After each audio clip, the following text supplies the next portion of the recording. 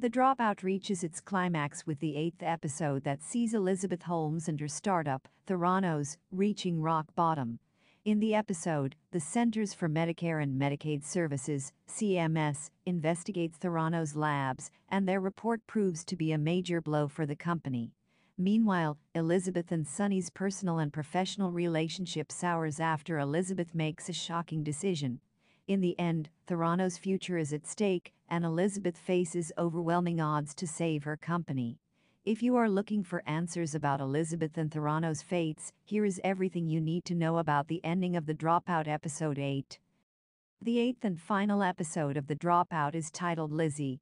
It opens in the aftermath of John Carreyrou's article exposing Theranos spreading across media and the general public like wildfire.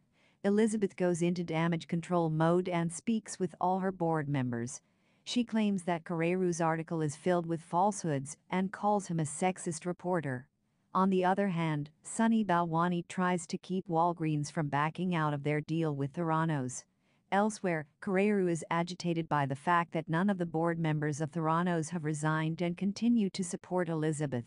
His editor, Judith Baker, encourages Carreyrou to continue writing about Theranos. She suggests he try to convince Tyler Schultz to speak on record against Theranos.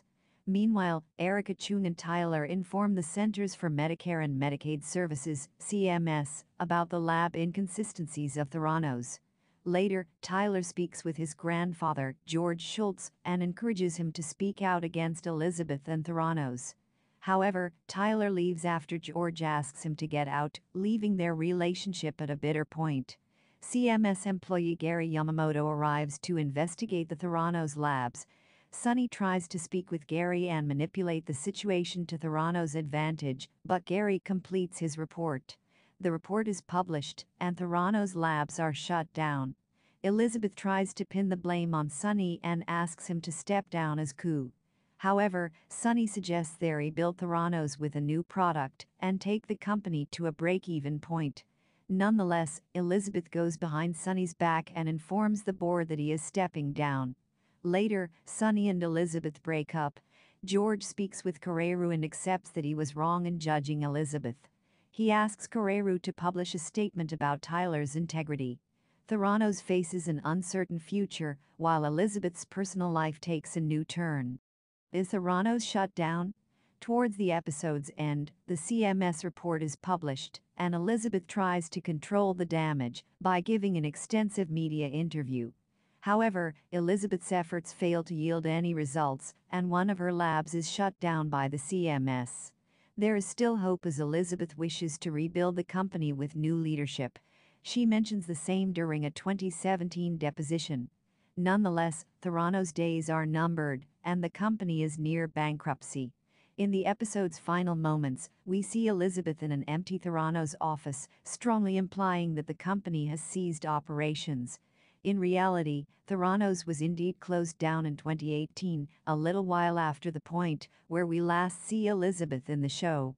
By December 2017, Theranos had been on the verge of bankruptcy and was saved for a brief time through a loan by SoftBank Group.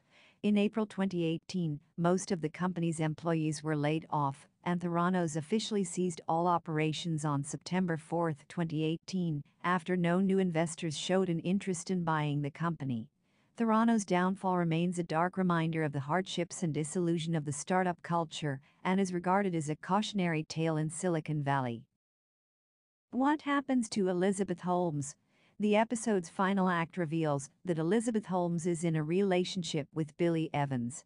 On the other hand, she has stepped down as CEO of Theranos and is facing fraud charges. Nonetheless, Elizabeth is happy with her life and does not believe that she did anything wrong.